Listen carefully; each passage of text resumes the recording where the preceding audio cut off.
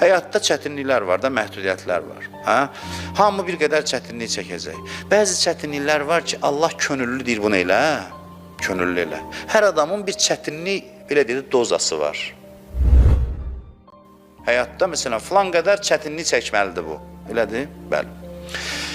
Filan qədər çətinlik çəkməlidir. Bəzi çətinliklər var ki, adam könüllü onlara tərəf gedəndə bəlalar digər çətinlikləri azaldır.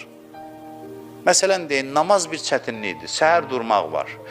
Deyir ki, evdə obursu yatıb mən dururam, elə deyil. Sən ki, durdun, könüllü çətinliyə saldın özü, səndən asılı olmayan xəstəliklər, nə qədər çətinlik var ki, Allah onu səndən uzaqlaşdırdı.